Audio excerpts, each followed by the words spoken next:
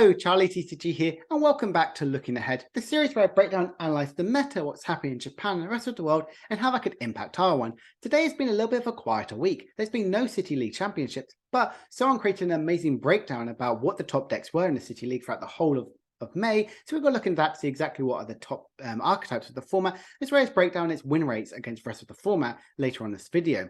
As well as there was a championships held in Hong Kong this past weekend. Again, not many of the results have been sort of showcased, but we do have the entirety of the top 8, what exactly performed well, and how that could impact Paldea and Evolved as we get that set out on Friday, so just a couple of days' time, which is super exciting. So without further ado, let's break down and see exactly what are the top decks from the City League Championships. And this is done incredibly well by it adds up the total points which was earned throughout the whole of May, and they've kind of like allocated them to be a tier 1 to tier 4. If we look at tier 1, God of War is up there being the #1 sort of spot. Doesn't surprise me whatsoever. This was the biggest hype sort of archetype it has, with the new cards added to it. For example, like Reversal Energy and Iona really elevates them God of War to be the strongest archetype right now, relying on so many other single price attackers, like the video I showcased last week with Mewtwo v Union. It's really strong to see having the real capability of this comeback mechanic. Losso and Giratina really surprised me by being in second place with nearly having 9,000 points. Giratina does incredible in a best of 1 sort of format, as when you play best of 3, you can get very much Losso in hands, not draw too well, but in a best of 1, you only have to play one sort of game, you play out to your outs, and Giratina always has incredible capabilities to play out to its outs. If we just team up with Arceus, with Giratina, it's in the #2, 3 sort of spot, but if we combine them all together, that's over 15,000 points. 5,000 more than God of War has, which is incredible to see that Giratina really is one of the strongest archetypes as of right now, really pushing the Lost Zone engine, because the regular Lost Zone is in fact a tier 2 archetype with nearly 6.4 thousand points. Really good sort of spot for Lost Zone. And if we combine Lost Zone with Lost Zone Giratina, we can see it be pretty much the second place of archetype, which I like to see. Lost Zone is really kind of fallen a bit in favor a little bit, focusing more on the Giratina build instead of a turbo one. So it's nice to see it did perform pretty okay overall to be a tier 2 archetype, which is really weird to say. Lugia has definitely had the huge amount of changes for every single format. I feel like every single format is a new different way to play Lugia as of right now. Focusing more on the single prizes or attackers with the likes of Snorlax and Luxray, a combination of weird at the end, with the new energies with Reversal, Therapy, and Jet Energy really does boost Lugia to be one of the strongest archetypes, being a tier 2 sort of setup by attaching your Jet Energy to increase your Weird It into the active spot, move all the energies to it and do these big one-hit KOs, so you don't rely too much on the single strike package with Tyranitar kind of burning too many of your resources to constantly try and get that big one-hit KO with Tyranitar in the late game. People are kind of focusing more on the potential in the 2 shots with Snorlax, as it kind of can have a good sort of trade-off in the end. Yes, you may lose a couple of Snorlaxes, but you won't be losing loads of 2 prizes. So I like that how Lugia's evolved.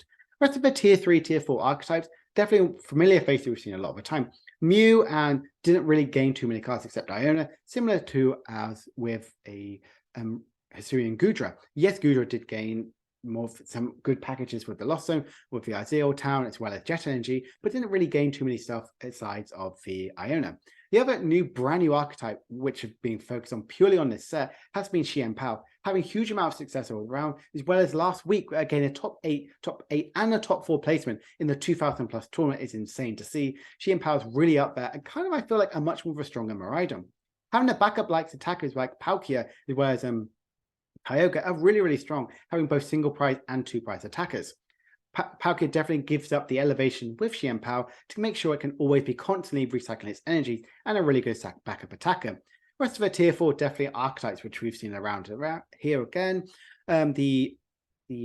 Oh wow, I'm blanking on it again. The Rapid Strike box have become definitely an archetype which is not to be trifled with at time, whereas Miraidon is kind of falling a little bit in favor. I like to see that Xianpao is performing better than Miraidon once did, but Miraidon itself is kind of focusing more on flat-beam builds, both in our format as well as in Japan, to constantly be utilizing your energies and going with Raichu as a second prize, 2 prize attacker, and not relying too much on your Regielekis. Whereas with Duraludon, I think Duraludon also combines with all the sort of walls of engine. It's really strong here. As you can see, there are a lot of special energies out there, but not as much as it once was, only really focusing on Lugia, but Lugia being a tier 2 archetype and not being as powerful as it once was, whereas Arceus can go the basic energy attachment with Raihan as well as his regular attachment through Trinity Nova. It's not as powerful with some skyscraper ability as it once was. So this is definitely if you're testing for NAIC or just wanting to have some cups which are out later on in the month, or just want to know exactly what other top decks really keep out for Paldea and Evolve, this is definitely a really good helpful information to have a look at. And I really hope this has really helped you kind of like break down exactly what exactly are the top archetypes. So now this person also created some really good sort of ways to break down exactly how it performed in the City League and its win rates against most of the decks. That's exactly what those the chart sort of ranges around, and the below section means exactly what is the top archetype of that sort of version. If we look at Gardevoir here, we can see its win rates against most of the format was really sort of powerful. Yes, I know this may not seem as strong as it once was, to our sort of one, but having a decent 40% win against most of their format is really, really powerful. And if we just look at the results there, we can see it really dominated with performances. 25 wins and 99 of the placements in top 32 is really, really good to see, even if we combine with its second place being 34. Being in nearly 60 finals, or 59 finals to be exact, is really, really good to see. Whereas if we compare it with Losso and Giratina, we can see here, yes, it won more by being nearly 30, but only 20 second places nearly. And if we look at the win rate below, in red we have Losso box versions, purple we have Gardevoir, and in yellow we do have Lugia here. We can see it's got a decent matchup against the rest of the board, kind of focusing mainly on the 33 to 40%. Having that is really, really strong with Giratina. You want a really good win rate percentage throughout the entirety of it being legal, and I like to see it's not really huge big dips and troughs. If there was, that's definitely something that means that they've had a lot more focusing on the power creep and focusing on the text here from it. But we can see here its Lost Zone matchup definitely kind of increased a lot more, whereas Gardevoir had the biggest sort of difference throughout the whole thing, purely on the basis that Gardevoir was definitely one of the most strongest sort of decks at the start and probably had the most records throughout the whole tournament. The rest of the other tier 1 archetypes is definitely we'll go look at Arceus Giratina as well as Lugia. Yes, I know it does say it's a tier 1 archetype, but you know, it was a tier 2, but it's really helpful to see exactly that sort of matchups here. What we can see here with the Arceus sort of version, we can see it did very well overall with its win rate percentage. I really like that sort of thing. And even its results there did incredibly well by getting 18 wins and 15 second place. Its top 4, it appeared 38 times, and top 8, it appeared 57. Really, really nice to see. It did perform incredibly well. Arceus has had a new lease of life the last couple of months, and I love to see how much it's grown to evolve throughout this entire format. And I love that as Arceus is still just as relevant. And if we look down kind of like what sort of percentage-wise other sort of variants of the decks, I believe it is with the yellow, we do have Flying Pikachu there. So Flying Pikachu being in quite a lot of decks, being out 30% is really, really good to see.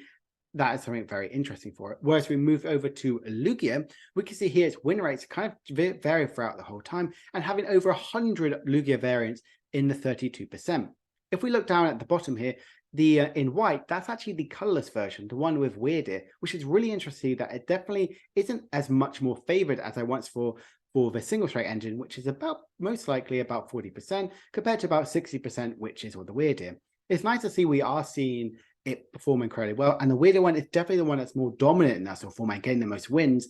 But if you've kind of still got the single strike pieces, definitely don't worry about it. Definitely keep playing with that. And I think it's really good to break down and see exactly its matchup wise here, doing incredibly well overall.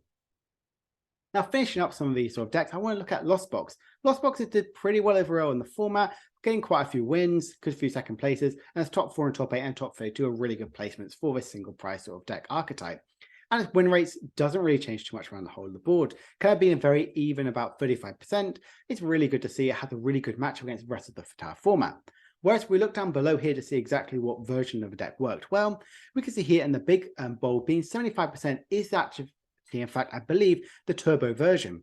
Lost Zone is definitely the biggest archetype right now, and turbo really makes sure you can get a big one-hit KO with Dragonite, as well as the Raikou right now, hitting very relevant damage, and weakness is super good as a single prize attacker with the setup with some good, really powerful 2 prizes.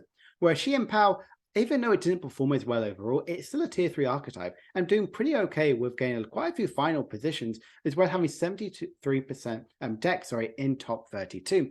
I know it doesn't seem too much in there, but it was in more top 32s than Lost Box was overall in that sort of section. It's very powerful to see it did perform pretty okay overall, and its matchups you can see are pretty even throughout the entire sort of board state. I like to see a very good even sort of split. Yes, it's about 30%, or even something near the end, 40% over across around the big sort of archetypes like the Gardevoir and Lugia, as well as Lost Box. But I like to see it was a very even overall. And as we can see down below here in the big sort of blue sort of archetype, that in fact is the Palkia version, as well as some of the ones of the regular, the Bascalibur one, which we've seen to great success. Palkia is definitely the way to play it. If you haven't picked up Palkia, definitely go pick it up now. You can even get it in a League Battle box. And if you really want to try out Xianpao, I think it's definitely one of the new archetypes which you really sort of get hyped for. So now I want to talk to you about the Hong Kong Championships. There isn't a ton of information about it as of right now, but it had quite a few players we don't know as of right now for the numbers, but as it was a good sort of day two sort of number, we can expect to see potentially between a 1,000 to 2,000 sort of range, which we've seen kind of like the more common theme for these big championships, especially in this new format. And if we look at here, we do in fact have 7 of the 8 top 8 sort of decks. What ended up winning was Arceus Giratina with Flying Pikachu. Real big surprise, because in second place we see Lost Box Turbo. Definitely one which I think was quite interesting to see it did perform well. In top 4, we do see our only Gardevoir and a Lost Zone Goodra, and to round up the rest of the top 8, we see 2 Lost Zone Box and 1 Lost Zone Giratina. The Arceus and Flying Pikachu with Giratina is a really good sort of deck, I believe. I'm not sure about the list, hasn't been revealed yet, so I don't know if they do play the cleansing gloves, but that could be a really good archetype as of right now. As you can see how dominant Lost Box is, Flying Pikachu really makes a huge impact, stopping these big one-hit KOs with potential likes of Dragonite, as well as any of the Cramorant and Sableye damage. It's really, really good to kind of slow down that at all on the support state, whereas Giratina can be utilized with that cleansing glove to get those big one-hit KOs on Gardevoir EX as well as Mew VMAX. I really like that sort of setup exactly. Lost Box, I'm glad to see it perform so well, and seeing all 3 of the big sort of known archetypes make it into top 8. Very different top 8 we've seen compared to Taiwan, which we saw last week, with a big increase of more Xianpaos, which we saw in the last time.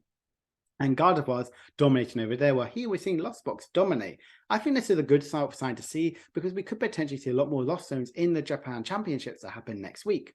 Now, there only has been one list which is being released right now. This in fact is the second place Turbo Lost Box. I'm glad to see we can finally see at least what one of the archetypes will look like with some of the new cards from the entire format. And we can see here, it doesn't really add any of the new sort of cards. The only one, from what I've noticed as of right now, is one copy of Super Rod. Very different what we're used to seeing in quite a few things, especially as they have got a Kyogre out there. Focusing more on the energy retrieval and Super Rod is really good to see. That's kind of its energy recovery as well with Clara. I like to see nothing real too different here. You can pretty much, if you have a copy of Super Rod from the old previous version, you can pretty much play this list here. There's nothing too much to change about it. I absolutely love the capability, the draw power for this. Playing a high count of Nest Balls is really, really good to see, as well as having the 2 copies of Forest Hill Stone, so you can guarantee get any of the cards you might need from your Raikou and your Dragonite. I like this as well with some recovery cards like Clara, like Super Rod, as well as some destructive cards to get as quickly as possible into your Lost Zone by having 2 copies of the Lost Vacuum. I do like that, as well as Pokestop, to guarantee you get as quickly as possible, get some, go for as many of your item cards, all your switching, so you can get out those big turn 1 attacks through Raikou or potentially Dragonite. Again, this is only the list we have for us right now. Really like to see some of the creativity we have in here, and not many of the new cards added to it. It's pretty decent to see, because it means that you don't need to worry too much on these new archetypes. Now, rounding up this video, I know it's quite a short one compared to my last few ones. We want to talk to you exactly what's going to happen over in Japan Nationals this weekend. Could we see another Gardevoir win? Gardevoir has won quite a lot of tournaments as of right now. Could we see it potentially claw back to get another win here? We did say last week that Lost Box was in threat, and we did kind of see that, as it didn't end up getting the win, purely based on how strong Flying Pikachu is. Giratina is definitely one of the strongest archetypes right now in the format as well. Could this be exactly its time to get? Could we see more Giratinas and potentially win a Japanese tournament, which would be nice to see it have this big sort of huge success? Anyway, my name is Chai TCG. I hope you've enjoyed this video. If you have, please make sure to like and subscribe, and comment down below what deck you're really excited about. Anything here which has surprised you about its win rate percentage, or what decks perform well in the Hong Kong Championships. I will be back in a couple of days' time, showcasing you what my top 5 decks are for Rogue and competitor picks for Paldea and Evolved, as well as some fun surprise videos as well throughout the rest of the week. My name is Chai TCG, and I hope you've enjoyed the video. Bye for now.